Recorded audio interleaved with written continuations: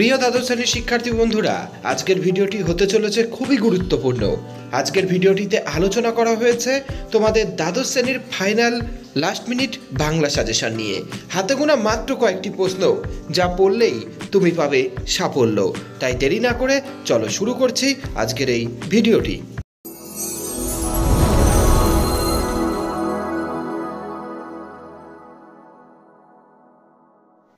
তোমাদের পাঠক্রমে 3টি গল্প থাকলেও এবছর ভাত এবং কে বাঁচায় কে বাঁচে, বিশেষ করে ভাত গল্পটি চূড়ান্ত গুরুত্বপূর্ণ। তাই ভাত গল্পের প্রশ্নগুলিকে তোমাদের সঠিকভাবে অধ্যয়ন করতে হবে। চলো দেখে নিই। প্রথম প্রশ্ন, এ সংসারে সব কিছুই চলে বড় পিসিমার নিয়মে। বড় পিসিমাকে গল্পে তার চরিত্র আলোচনা করো। পরবর্তী প্রশ্নটি, ডাক্তার বলে দিয়েছে বলেই তো আজ এই হোমযজ্ঞ হচ্ছে। গল্প অবলম্বনে হোমযজ্ঞের বিবরণ দাও। পরবর্তী প্রশ্নটি, সে বুঝতে পারে সব ভাত ওরা পথে ফেলে দিতে যাচ্ছে। ওরা বলতে কাদের কথা বোঝানো হয়েছে? ওরা সব ভাত ফেলে দিতে যাচ্ছিল কেন? সে কে? বুঝতে পেরে সে কি করেছিল? প্রশ্নটি ঘুরিয়ে আসতে পারে। উৎসবের মাথায় এখন বুদ্ধি স্থির। সে জানে সে কি করবে। এখন বলতে কখন সে কি করেছিল? এই প্রশ্নটি আরও একটি লাইন তুলে তোমাদের পরীক্ষায় আসতে পারে। লাইনটি, উৎসবের মাথার মধ্যে যে মেঘ চলছিল তা সরে যায়। উৎসবকে তার মাথায় মেঘ কিভাবে সরে যায়? মেঘ সরে গেলে সে কি করেছিল? 4 নম্বর দাগের প্রশ্নটি এবছরের জন্য চূড়ান্ত গুরুত্বপূর্ণ। বাধার ভাত খেলে তবে তো আসল বাধাটার খোঁজ পেয়ে যাবে একদিন। আসল বাধা কোনটি? উৎসব কেন সেটা খুঁজতে চেয়েছিল? সেই বাধাটা কেন তার পক্ষে খোঁজা সম্ভব হয়নি? পরবর্তী প্রশ্নটি, তুমি কি করে বুঝবে সতীশবাবু? সতীশবাবুকে উৎসবের সঙ্গে তার কথোপকথন আলোচনা করো। চলে যাচ্ছি পরবর্তী প্রশ্নে, যা আর নেই, যা ঝড় জল মাতলার গর্ভে গেছে, তাই খুঁজে খুঁজে উৎসব পাগল হয়েছিল। দুর্যোগটির বর্ণনা দাও। এই দুর্যোগ উৎসবকে কিভাবে প্রভাবিত করেছিল? এই প্রশ্নটি আর একটি লাইন তুলে তোমাদের পরীক্ষায় আসতে পারে। লাইনটি, সকাল হতেই বোঝা গিয়েছিল সর্বনাশের বহরখানা। সর্বনাশ কার হয়েছিল? সেই সর্বনাশের বিবরণ দাও। আরও একটি লাইন তুলে প্রশ্নটি আসতে পারে, কপালটা বড় মন্দ তার, কিংবা উৎসবের সংসার মাটিতে লুটোপুটি খেলো। এই সমস্ত লাইন দিয়ে কিন্তু প্রশ্নটি আসতে পারে। প্রশ্নের উত্তর কিন্তু একই হবে। পরবর্তী প্রশ্নটি, উৎসব নাইয়ার চরিত্র আলোচনা করো। বিভিন্ন লাইন তুলে উৎসব নাইয়ার চরিত্রটি তোমাদের পরীক্ষায় আসতে পারে। পরবর্তী প্রশ্নটি, মৃত্যুঞ্জয়ের বাড়ির অবস্থা শোচনীয়। মৃত্যুঞ্জয় কে? তার বাড়ির অবস্থা শোচনীয় কেন? শোচনীয় এই অবস্থার পরিচয় দাও। প্রশ্নটি অন্যভাবে আসতে পারে, দিন দিন কেমন যেন হতে লাগলো মৃত্যুঞ্জয়। মৃত্যুঞ্জয় কেমন হতে লাগলো? তার এমন হয়ে যাওয়ার কারণ কি? প্রশ্নটি গুরুত্বপূর্ণ। চলে যাচ্ছি পরবর্তী প্রশ্নে, এ অপরাধের প্রায়শ্চিত্ত কি? কে কোন অপরাধের প্রায়শ্চিত্তের কথা বলেছেন? বক্তা নিজেকে অপরাধী কেন বলেছেন? চলে যাচ্ছি 10 নম্বর দাগের প্রশ্নে, আফিস যাবার পথে মৃত্যুঞ্জয় প্রথম মৃত্যু দেখল। এই মৃত্যু দেখার পর তার প্রাথমিক প্রতিক্রিয়া কি হয়েছিল? প্রশ্নটি গুরুত্বপূর্ণ। পরবর্তী প্রশ্নটি বলবে, এভাবে দেশের লোককে বাঁচানো যায় না। এভাবে বলতে কোনভাবে? এই ভাবনার মধ্য দিয়ে নিখিল চরিত্রটি আলোচনা করো। প্রশ্নটি অন্যরকমভাবে আসতে পারে। লাইনটি হলো, ভুরি ভোজনটা অন্যায়, কিন্তু না খেতে পেয়ে মরা উচিত নয় ভাই। বক্তাকে কোন প্রসঙ্গে এই উক্তি? আরও একটি লাইন তুলে প্রশ্নটি পরীক্ষায় আসতে পারে। লাইনটি, নিখিল ভাবছিল বন্ধুকে বুঝিয়ে বলবে, এভাবে দেশের লোককে বাঁচানো যায় না। এভাবে বলতে কোনভাবে? এই ভাবনার মধ্য দিয়ে নিখিল চরিত্রটি আলোচনা করো। এই প্রশ্নটি এবছরের জন্য চূড়ান্ত গুরুত্বপূর্ণ। গল্প থেকে লাস্ট যে প্রশ্নটি তোমাদের দেখে যেতে হবে তা হলো, মৃত্যুঞ্জয় চরিত্রটি সম্পর্কে আলোচনা করো। মৃত্যুঞ্জয়ের বিভিন্ন কর্মকাণ্ড দিয়ে যে কোনো একটি লাইন তুলে সরাসরি মৃত্যুঞ্জয় চরিত্রটি তোমাদের পরীক্ষায় আসতে পারে। কবিতা থেকে মাত্র 5টি প্রশ্ন আমি তোমাদের বলে দেবো। এই 5টি প্রশ্নকে সঠিকভাবে অধ্যয়ন করতে পারলে এখান থেকেই তুমি প্রশ্ন কমন পেয়ে যাবে। প্রথম প্রশ্ন, আরোগ্যের জন্য ওই সবুজের ভীষণ দরকার। ওই সবুজ বলতে কবি কি বুঝিয়েছেন? সেই সবুজকে পাওয়ার জন্য কবি কি কি নির্দেশ দিয়েছেন? প্রশ্নটি অন্যরকমভাবে আসতে পারে। আমার দরকার শুধু গাছ দেখা, বক্তাকে তার গাছ দেখা দরকার কেন? এই প্রশ্নটি এবছরের জন্য চূড়ান্ত গুরুত্বপূর্ণ। পরবর্তী প্রশ্নটি, আমি তা পারি না, কবি কি পারেন না? যা পারি কেবল, কবি কি পারেন? তৃতীয় প্রশ্নটি, ক্রন্দনরতা জননীর পাশে কবিতায় কবি কেন জননীকে ক্রন্দনরতা বলেছেন? এই পরিস্থিতিতে কি কি করা উচিত বলে তার অভিমত। পরবর্তী প্রশ্নটি, আমার ক্লান্তির ওপর ঝরুক মৌহার ফুল, নামুক মৌহার গন্ধ। আমার বলতে কার কথা বলা হয়েছে? এখানে এমন কামনার কারণ কি তা আলোচনা করো। কবিতার সর্বশেষ প্রশ্নটি, অবসন্ন মানুষের শরীরে দেখি ধুলোর কলঙ্ক। এখানে কোন মানুষের কথা বলা হয়েছে? তারা অবসন্ন কেন? ধুলোর কলঙ্ক বলতে কবি কি বুঝিয়েছেন? এই প্রশ্নটিও এবছরের জন্য চূড়ান্ত গুরুত্বপূর্ণ। এই 5টি প্রশ্নকে সঠিকভাবে অধ্যয়ন করো। একটি প্রশ্ন তোমরা তোমাদের পরীক্ষায় কমন পাবে। তোমাদের সিলেবাসে বিভাব ও নানা রঙের দিন এই দুটি নাটক থাকলেও আমি বিভাব থেকে মাত্র 4টি প্রশ্ন তোমাদের বলে দিচ্ছি। এই 4টি প্রশ্ন সঠিকভাবে অধ্যয়ন করতে পারলে নাটক থেকেও একটি প্রশ্ন তোমরা কমন পেয়ে যাবে। প্রথম প্রশ্ন, জীবন কোথায়? কে কাকে বলেছেন? বক্তা জীবনকে কোথায় খুঁজে পাওয়া যাবে বলে বলেছেন? প্রশ্নটি অন্যরকমভাবে আসতে পারে। এবার নিশ্চয়ই লোকের খুব হাসি পাবে। কোন পরিস্থিতিতে কেন এই মন্তব্য? এই প্রশ্নটি আরও একটি লাইন তুলে তোমাদের পরীক্ষায় আসতে পারে।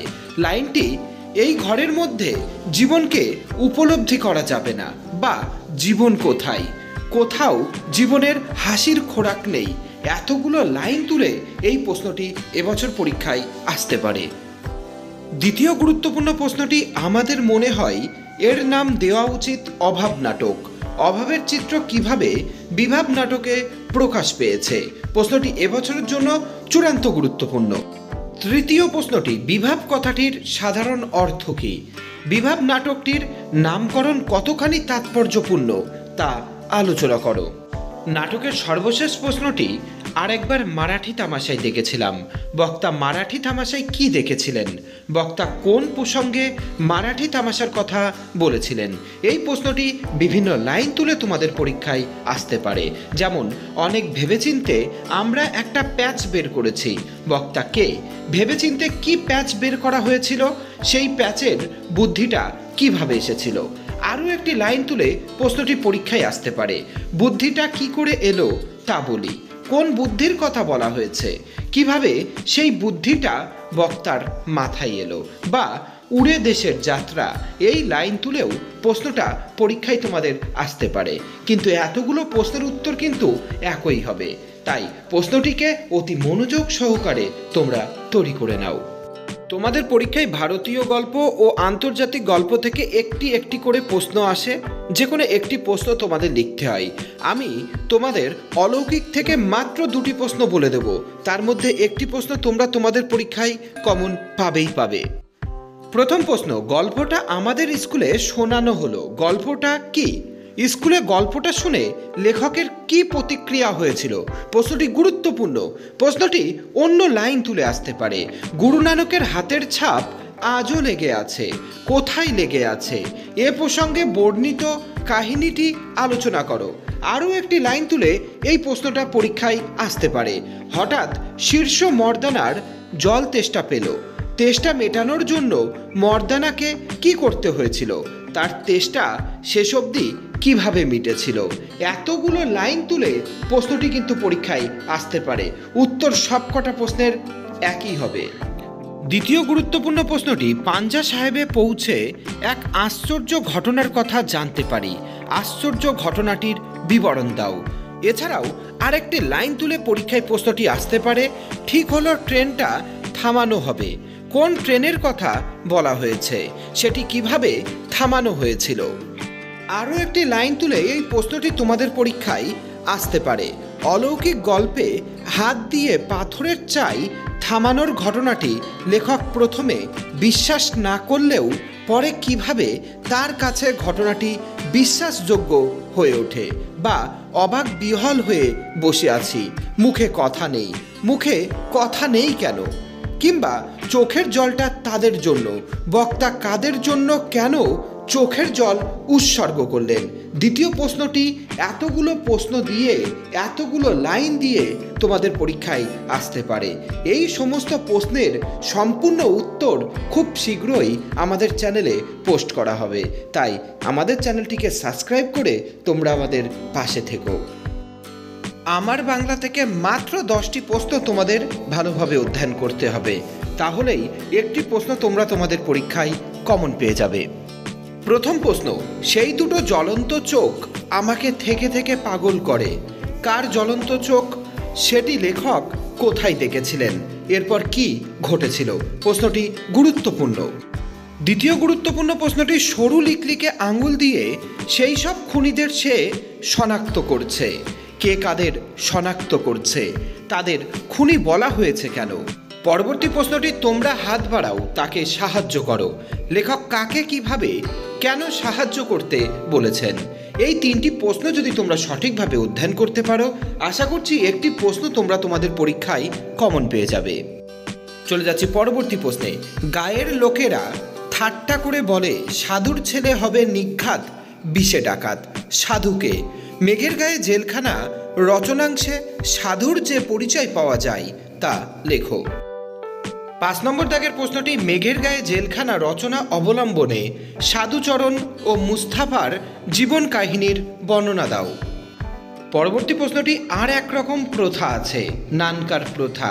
নানকার প্রজাদের অবস্থা কেমন ছিল? পরে তাদের অবস্থার কেমন পরিবর্তন হয়েছিল? প্রশ্নটি গুরুত্বপূর্ণ। 7 নম্বর প্রশ্নটি, গাঢ় পাহাড়ের নিচে যারা বসবাস করে তাদের জীবনযাত্রার পরিচয় দাও। প্রশ্নটি অন্যরকম লাইন তুলে আসতে পারে। এত ফসল, এত প্রাচুর্য, তবুও কিন্তু মানুষগুলোর দিকে তাকালে মনে হয় জীবনে তাদের শান্তি নেই। মানুষগুলোর জীবনযাত্রার পরিচয় দাও, কেন তাদের শান্তি নেই?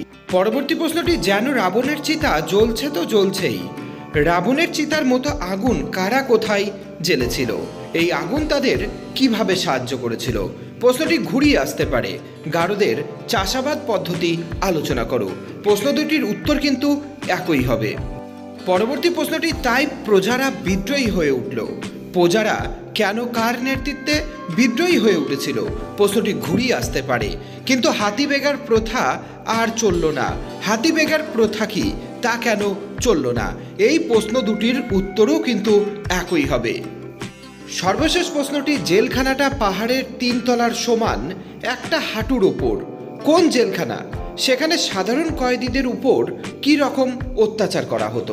যে সমস্ত প্রশ্নগুলির পাশে স্টার চিহ্ন দেওয়া হয়েছে সেই সমস্ত প্রশ্নগুলিকে গুরুত্ব সহকারে তৈরি করো, সাফল্য তুমি পাবেই পাবে। ভাষা অংশটি থেকে মাত্র 5টি প্রশ্ন তোমাদের বলে দেবো।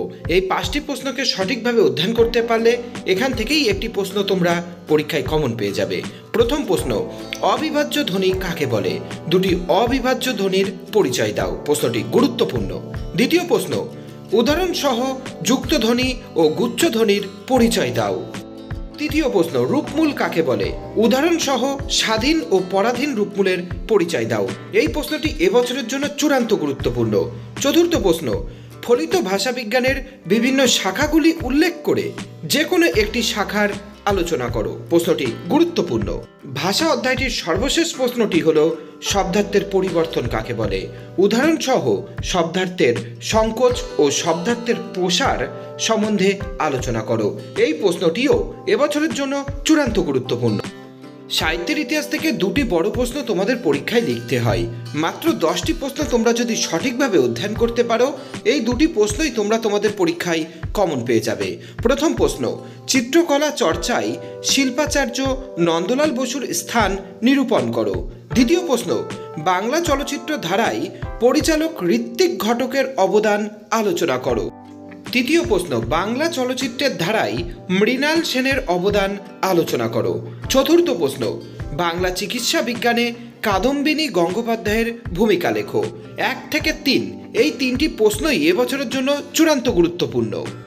পরবর্তী প্রশ্নটি চিত্রকলা চর্চায় শিল্পাচার্য যামিনী রায়ের স্থান নিরূপণ করো। 6 নম্বর প্রশ্ন চিত্রকলা ও ভাস্কর্যে রামকিঙ্কর বেইজের অবদান নিরূপণ করো। 7 নম্বর প্রশ্নটি বাঙালির বিজ্ঞান চর্চায় জগদীশচন্দ্র বসুর অবদান আলোচনা করো। প্রশ্নটি গুরুত্বপূর্ণ। পরবর্তী প্রশ্নটি রামায়ণের বর্ণিত কাহিনী অনুসারে দাবা খেলার স্রষ্টাকে। দাবা খেলায় বাঙালিদের অবদান আলোচনা করো। পরবর্তী প্রশ্নটি আন্তর্জাতিক স্তরে সুনাম অর্জন করেছে এমন একজন বাঙালি ক্রীড়াবিদের কৃতিত্বের পরিচয় দাও। চলে যাচ্ছি আজকের সাজেশনের অন্তিম প্রশ্নে। বাঙালির বিজ্ঞান চর্চায় প্রফুল্লচন্দ্র রায়ের অবদান আলোচনা করো। মাত্র 2 মাস পরেই তোমাদের পরীক্ষা, তাই সময় নষ্ট না করে আজকের ভিডিওটিতে বলা প্রশ্নগুলিকে তোমরা সঠিকভাবে অধ্যয়ন করো। এখান থেকেই সমস্ত প্রশ্ন তোমরা কমন পেয়ে যাবে। তোমাদের আগাম পরীক্ষার জন্য রইল শুভকামনা।